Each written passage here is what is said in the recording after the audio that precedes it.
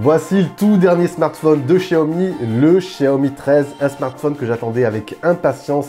Et cette année, je vous le dis, cette version standard me semble un meilleur choix, un choix plus pertinent que la version Pro. Allez, on perd pas de temps, on va voir tout ça dans ce test.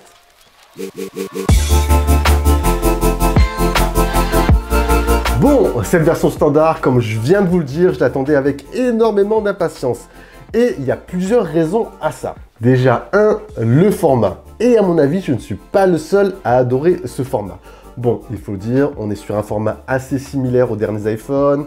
Écran totalement plat, bordure également totalement plate aussi, avec une petite touche Xiaomi en plus. Je me pose même la question, mais pourquoi Xiaomi n'a tout simplement pas adopté ce même format sur la version Pro? Ça, c'est franchement dommage. J'apprécie énormément aussi le côté poids-plume, le côté compact.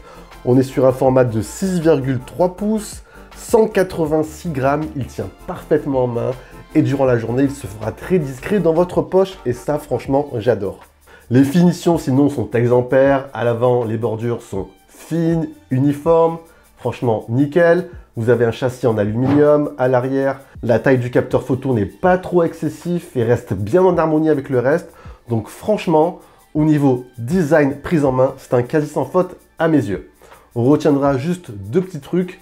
Vous avez une finition vert à l'arrière qui retient pas mal les traces de doigts. Bon, après, à ce niveau de prix, une coque de protection s'imposera. Donc finalement, c'est pas trop dérangeant. Et deux, au niveau de la protection, on est sur du Corning Gorilla Glass 5. Et franchement, pour un smartphone haut de gamme, je trouve ça très moyen. Voilà, Xiaomi, ici, aurait dû davantage opter pour du Corning Gorilla Glass Victus, plus en adéquation avec ce segment. Petite annotation au passage, le smartphone est bien certifié IP68, donc étanche et résistant à la poussière. Donc c'est un bon point. La seconde raison qui me ferait davantage pencher sur cette version que la version Pro, c'est la partie photo. Enfin, Xiaomi propose une configuration complète et polyvalente pour sa version standard et ça, je l'attendais avec impatience. Alors oui, vous n'aurez pas le capteur principal 1 pouce qu'on retrouve sur la version Pro, mais cette année, sur cette version standard, vous avez une configuration franchement assez polyvalente et bien armée face à la concurrence. Vous avez un capteur principal de 50 mégapixels, c'est le Sony IMX 800 avec stabilisation optique et qui correspond à une focale fixe de 23 mm. Vous avez un ultra grand angle de 12 mégapixels équivalent à un 15 mm et vous avez enfin un téléobjectif équivalent à un 75 mm parfait pour les portraits ou tout simplement pour zoomer. Bref, on a ici toutes les focales capables de couvrir tous les champs, donc parfait pour avoir un maximum de polyvalence au quotidien sur le terrain. Donc cette année, sur la partie photo, Xiaomi s'appuie sur son nouveau partenaire, Leica, qui a co-conçu la partie photo. Alors, dès lors que vous allez ouvrir l'appareil photo pour la première fois, vous allez avoir le choix entre deux traitements. Soit le mode Leica vibrant, ou bien le mode Leica authentique. Alors, dans les faits, je vous dis, enfin, je vous le montre en même temps, je vous montre des clichés. Quel que soit le mode que vous avez utilisé, franchement, à titre personnel, j'ai trouvé les photos franchement qualitatives, nettes, avec un bon niveau de détail. La mise au point en parallèle est très rapide.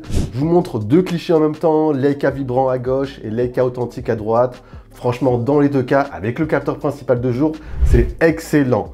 Le mode Leica vibrant propose, je vous dirais, des tons un peu plus prononcés, une page dynamique plus large. Personnellement, je préfère ce rendu. Voilà, on a un rendu un peu plus réseaux sociaux. Les détails ressortent mieux sur l'écran. Quant au mode authentique, il est plus réaliste avec un rendu un peu plus précis au niveau colorimétrique. Après, bien évidemment, ça dépend des goûts et des couleurs de chacun. Si vous aimez les photos portraits, vous allez être également aux anges. Ici, Xiaomi propose un mode portrait franchement qui sort de l'ordinaire. Outre le mode portrait classique que vous allez retrouver, vous pourrez également opter pour 4 options de focale différentes avec différents effets. Vous avez donc le mode portrait classique. Vous pourrez ensuite choisir dans ce mode portrait le mode noir et blanc 35 mm. Vous avez ensuite le mode Swarly Bokeh 50 mm. Vous avez le mode portrait 75 mm. Ou dernière option, le mode flou artistique 90 mm. Bref, pas mal de choix pour réaliser de très jolis portraits qualitatifs. Dans la continuité, cette version standard dispose enfin d'un téléobjectif que j'attendais avec impatience. Un zoom optique 3,2. On a une focale de 75 mm, parfait pour réaliser des portraits naturels ou tout simplement pour zoomer. Ici, les clichés sont franchement réussis. extrêmement clair, vous avez une bonne cohérence des couleurs, on pourra zoomer jusqu'à x10 avec un bon niveau de détail, dès lors qu'on pousse un tout petit peu plus sur du x30, x30 c'est le maximum, par contre ça sera ici davantage plus brouillon. Petite déception pour ma part sur le capteur ultra grand angle, je trouve les couleurs à mon goût, voilà, qui manquent un tout petit peu de peps par rapport au capteur principal, elles sont moins tranchantes, et on a une gestion de la distorsion qui est plus ou moins maîtrisée. De nuit, je vous conseille bien évidemment d'utiliser en priorité le capteur principal qui s'avère être ici excellent, avec une bonne gestion du bruit numérique, peu de lissage et un temps de pause assez rapide, donc nickel. J'ai juste ressenti parfois une mise au point, voilà, avec une certaine latence, mais cela est très rare. Donc au final, on a un bon capteur principal pour les photos de nuit. Les amateurs de vidéo ne seront également pas déçus. On pourra filmer ici en 8K 24 images par seconde avec le capteur principal. Après, je vous conseille d'utiliser davantage du 4K. Vous avez du 4K 60 images par seconde sur tous les autres capteurs. Avec stabilisation optique et stabilisation numérique. Vous avez en plus deux modes de stab que vous allez pouvoir choisir, soit le mode stabilisation normal ou le mode stabilisation pro pour avoir un maximum de fluidité pour vos vidéos. On pourra également activer la fonction Dolby Vision pour avoir un maximum de détails, des séquences plus réalistes et un contraste plus saisissant. Bref, je vous dirais ici, la partie photo, vidéo est globalement réussie. Il y a juste un point qui m'a déçu ici, c'est le capteur selfie. Mais pourquoi ce capteur selfie, honnêtement, qui n'est pas du tout digne de ce smartphone? Alors, franchement, j'ai trouvé les photos assez moyennes. Ça manque de piqué, ça manque de détails. Dès lors que vous utilisez le capteur selfie en basse luminosité, les clichés à mes yeux ne sont pas du tout réussis. J'ai fait un petit comparatif avec le Galaxy S23 et on n'est pas du tout sur le même niveau de rendu. Et en plus, vous ne pourrez pas filmer en 4K avec ce capteur selfie, on est limité à du 1080p. Bref, ici sur cette partie photo vidéo, ce capteur selfie, c'est franchement la petite tâche. Donc voilà, globalement, on a une partie photo vidéo réussie, mis à part ce capteur selfie. La troisième raison qui me ferait davantage opter pour cette version standard que la version pro, c'est l'expérience utilisateur, l'expérience multimédia que vous allez avoir au quotidien, qui est franchement quasi similaire à la version pro. On a ici franchement un très bel écran bien immersif AMOLED avec de très belles couleurs. Vous avez une très bonne luminosité. Le smartphone, enfin la dalle peut grimper jusqu'à 1900 nits. Donc on a un écran qui reste très lisible même en plein soleil. Le taux de rafraîchissement 120 Hz se veut ici adaptatif, donc il va varier automatiquement entre 60 et 120 Hz selon vos usages, donc parfait pour avoir un maximum de fluidité. Alors oui, on n'a pas un écran de type LPTO qui va varier automatiquement entre 1 et 120 Hz comme on retrouve sur la version Pro, mais franchement ici, le taux de rafraîchissement adaptatif sera largement suffisant.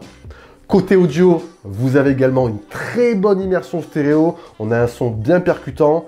Pour les plus pointilleux d'entre vous, on notera un très léger déséquilibre, mais franchement, c'est pas très gênant à l'usage. Et côté performance, on a bien évidemment ce qui se fait de mieux sur le marché Android. Vous avez le dernier processeur de Qualcomm, le Snapdragon 8 Gen 2, qui est couplé ici à 8 Go de mémoire vive et 256 Go de stockage. Donc on a une très bonne configuration qui sera vraiment très à l'aise pour tout type de tâches, que ce soit du montage vidéo 4K pour vos réseaux sociaux, de la retouche photo, du jeu vidéo 3D. Je n'ai pas ressenti du tout de lag au quotidien, le smartphone se veut très fluide. Et côté chauffe, on a une très bonne gestion. Sur du jeu vidéo par exemple, au bout d'un certain moment, oui, on ressent voilà, une très légère chauffe, mais franchement, c'est pas du tout gênant. On a une bonne gestion de la chauffe ici. Donc côté performance, c'est du solide. Quatrième raison d'opter davantage pour cette version standard que la version Pro, c'est le prix. On a un prix qui est bien évidemment moins élevé que la version Pro. Tarif affiché 999 €. Alors oui, ça reste un prix assez élitiste, je le conçois, mais rajouter 300 € de plus pour la version Pro, honnêtement, à mes yeux, cette version standard semble un choix plus opportun, plus pertinent. Globalement, ce Xiaomi 13, c'est un smartphone qui m'a fait plutôt bonne impression, très agréable à utiliser, un smartphone assez complet pour du haut de gamme. Quelques nuances à admettre tout de même, hormis le capteur selfie qui m'a franchement déçu. On a une autonomie un poil juste, vous tiendrez ici une journée, voire un tout petit peu plus. Donc sur l'autonomie, il n'y a pas de réelle évolution par rapport à la génération précédente. Dommage. Heureusement, cela est contrebalancé par l'intégration de la charge filaire rapide 67 watts dans le packaging. Donc un petit plus par rapport à la concurrence. Comptez ici pour une recharge complète 35-40 minutes, donc c'est assez rapide. A noter que le smartphone est également compatible recharge sans fil 50 watts et recharge inversée 10 watts. Donc c'est toujours un plus à prendre. Concernant les mises à jour, on est également un petit peu en dessous des Google et des Samsung. Comptez ici 3 années de mise à jour majeure Android et 4 années de mise à jour sécurité. Donc il y a également un petit effort à faire ici. Au niveau de l'interface, bon, si vous êtes un habitué, je pense qu'il n'y a pas de surprise ici. On est sur la dernière version MIUI 14. Bon, il n'y a pas de réel changement par rapport à la version précédente. Je en ferai une vidéo consacrée à cette interface MIUI 14. On a une surcouche qui prend un tout petit peu moins de place que la version précédente. Vous avez pas mal de personnalisation, pas mal de paramètres possibles pour configurer votre smartphone. Juste un petit point négatif, c'est le nombre de bloatware que vous allez avoir. Franchement, sur un smartphone vendu à 1000 €, c'est dommage de la part de Xiaomi. Encore sur les smartphones vendus 300, 400, 500 €, voilà, c'est pas franchement dérangeant, mais sur un smartphone vendu à 1000 €, voire plus, sur ce point-là, Xiaomi doit faire un petit effort. Au final, eh bien, je vous dirais encore une fois que ce Xiaomi 13 m'a fait globalement plutôt bonne impression. C'est un smartphone très agréable à utiliser au quotidien, complet.